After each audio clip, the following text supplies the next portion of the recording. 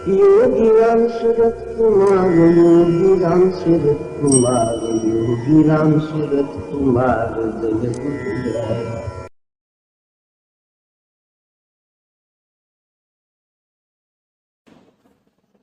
இன்றைக்கு நாம் 2 நிகழ்ச்சிகளை பார்ப்போம். விருதுநகரிலிருந்து சந்திரா அம்மா அவர்கள் சொல்கிறார்கள், நாம் கனவுகளை எல்லாம் பார்த்து வந்தோம் அல்லவா? முதலில் எப்படி திரு ஆர் சிவகுமார் அவர்களுக்கு அவருடைய நண்பர் மாமா அவர் சித்தப்பா அவர்களுக்கு ஒரு இருதய ஆபரேஷன் இருந்த பொழுது சுரத்குமார் கனவில் வந்து பகவான் ஆபரேஷன் தியேட்டரில் ஆபரேஷனை முடித்து இதோ பார் என்று காண்பித்தார்.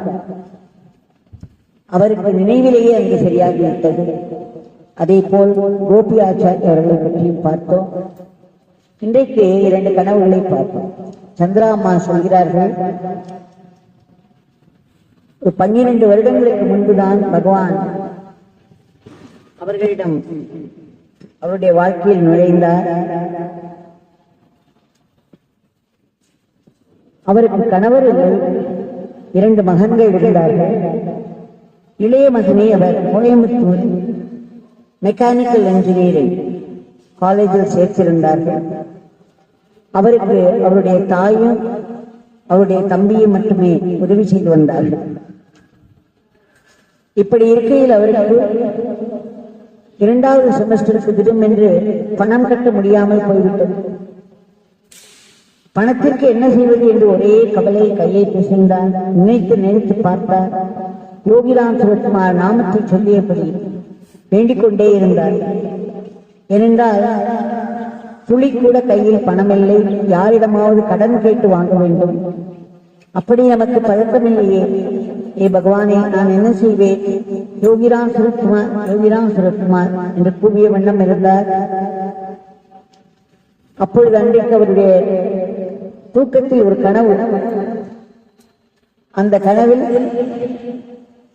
பகவான் யோகிராம் சிவகுமார் உயரே நின்று கொண்டிருக்கிறார். தத்ரூபமாக இருந்ததாம். அப்படியே அவர் எப்படி இருப்பாரோ அதே மாதிரி இருந்ததாம். உயரே நின்று கொண்டிருந்தார். கையில் ஒரு குச்சியை வைத்துக் கொண்டிருந்தார். இவர் கீழே நின்று கொண்டு அவரை பார்த்தார்.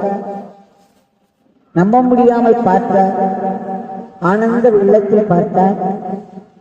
அப்பொழுது பகவான் ஒரு பணக்கட்டை அவருடைய குச்சியினால் தள்ளி இதை எடுத்துக்கோ என்று சொன்னார். அவருக்கு ஒரே ஆச்சரியம். அவர் அந்த குச்சியினால் தள்ளி 2 தடவை எடுத்துக்கோ என்று சொன்னார். பிறகு மறைந்து விட்டார். மறுநாள் காலை அவருடைய சகோதரி வந்தார். 50,000 ரூபாய் கையில் கொண்டு வந்து இந்தா எடுத்துக்கோ என்று சொல்லி சந்திரா அம்மாவின் கைகளை வைத்தார். ஒரு நிமிடம் நினைத்து பாருங்கள். பகவான் கனவில் வந்து எப்படி ஒரு உறுதியை ஒரு காட்சியாக அளிக்கிறார். அந்த காட்சி அப்படியே நடைபெறுகிறது. அடுத்த நாள் காலையில் அவருடைய உறவினர் மூலம், அவருடைய சகோதரியின் மூலமே, அவர் யாரையும் சென்று கடன் கேட்கும் அவசியமில்லாமல் அவருக்கு புரிந்துவிட்டது சந்திரா அம்மா அவர்களுக்கு இது பகவான் அவருடைய பணம் என்று. இன்னொரு காட்சிக்கு செல்வோம். ஞானமணி என்பவர் சொல்கிறார், அவருக்கும் ஒரு கனவு வந்துதான். அவர் பகவானை மிகவும் கொண்டாடி அவருடைய நாமத்தை சொல்லி பிறகு சொன்னார், ஒரு நாள் என்னுடைய கனவிலே திடும் என்று ஒரு ராஜபாளையம் நாய் துரத்தியது. இந்த ராஜபாளையம் நாய் என்பது மிகவும் உயரமாக இருக்குமாம், பெரிதாக இருக்குமாம், பார்ப்பதற்கு பயத்தை தரும், பயத்தை அளிக்கும். நாய் என்றாலே பயம். அவர் சொல்கிறார், இந்த ராஜபாளையம் நாய் அவ்வளவு உயரமாகும், அவ்வளவு ஆவேசமாக என்னை துரத்திக் கொண்டு வந்தது. நான் வேகமாக ஓடுகிறேன், அலறிக்கொண்டே ஓடுகிறேன்.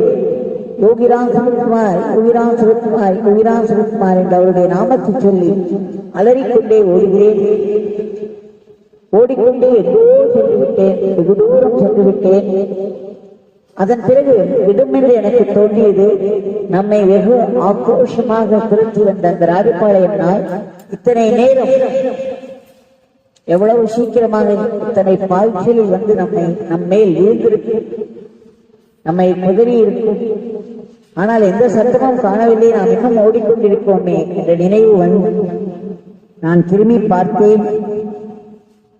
திரும்பி பார்த்தால் எப்பேற்பட்ட காட்சி! அதோ அங்கே பகவான் உட்கார்ந்திருக்கிறார். அப்படி ஒரு ஒளி வெள்ளம், அந்த ஒளி வெள்ளத்தில் அவர் மிக அழகாக தெரிகிறார். அது மட்டுமல்ல, அவர் கையில் ஒரு கயிற்றை வைத்திருக்கிறார். நாம் நிறைய போட்டோக்களில் பார்த்திருக்கிறோம் அல்லவா, அவர் கையில் கயிற்றோடு. அந்த கயிற்றில் ஒரு முனை அந்த ராஜபாளையம் நாய் கழுத்தில் இருக்கிறது. அதை இறுக பிடித்திருக்கிறார். அந்த கயிற்றை மிக இறுக கையில் பிடிச்சிருக்கிறார் அந்த ராஜபாளையம் நாய். அந்த பக்கம் இந்த பக்கம் செல்ல முடியாது. அவர் புன்னகைத்துக் கொண்டு ஒளி வெள்ளமாய் காட்சியளிக்கிறார். இதோப்பா, உன்னை துரத்தி வரும் துன்பங்களை எல்லாம் நான் எப்படி கடிவாளம் போட்டு துரத்தாமல் வைத்துக் கொண்டிருக்கிறேன் என்ற ஒரு அபயஹஸ்தம் அந்த அம்மா சொல்கிறார்கள். அந்த காட்சியை நான் மறக்கவே முடியாது. எப்பேற்பட்ட காட்சி, எப்பேற்பட்ட ஒளி, எப்பேற்பட்ட அடைக்கலம் தந்தார். ஒரு நிமிடம் உயிருக்கு ஆபத்து, பயந்து அலறிக்கொண்டு அவருடைய நாமத்தை சொல்லிக் கொண்டு ஓடுகிறேன், ஓடிக்கொண்டே இருக்கிறேன். திரும்பி கூட பார்ப்பது மறுபடியும் துரத்துகிறதா என்று கூட பார்க்கவில்லை. ஓடினேன், அலறிக்கொண்டே ஓடி வெகு தூரம் ஓடிதான் என்றேன். திரும்பி பார்த்தால் அன்றைக்கு நான் அந்த கண்ட காட்சி அப்படியே என் கண்ணிலே இருக்கிறது. எப்பொழுது நினைத்தாலும் எனக்கு மயிர்ப்பு செடியும் நெய்சலித்து போவேன். என் கண்கள் ஆனந்த வெள்ளம் பெறுவோம்.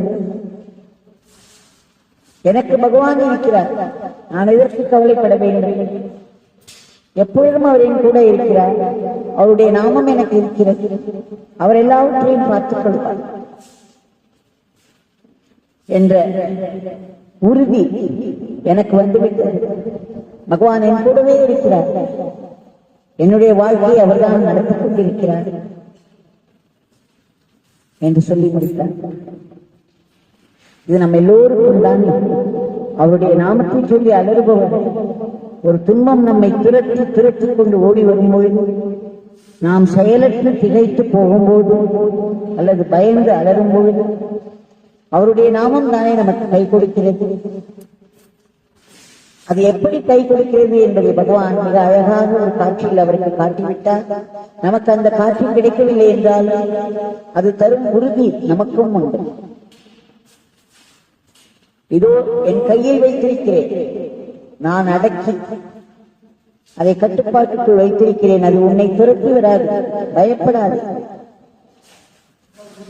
அங்கே என நமக்கு அபயம் அளிக்கிறார்கள், அளித்துக் கொண்டிருக்கிறார். எத்தனை ஆயிரக்கணக்கான மக்களுடைய வாழ்க்கையில் அவருடைய நாமம் எப்பேற்பட்ட ஒரு அபயமாக நமக்கு திகழ்கிறது என்று அவரவர்களுக்கு தெரியும். ஒவ்வொரு இடம் நான் கேட்கும்போது சொல்கிறார்கள், அம்மா எத்தனையோ நடந்திருக்கிறது அம்மா, எதை சொல்வது எதை விடுவது எங்கு ஆரம்பித்தது என்று தெரியவில்லை என்றுதான்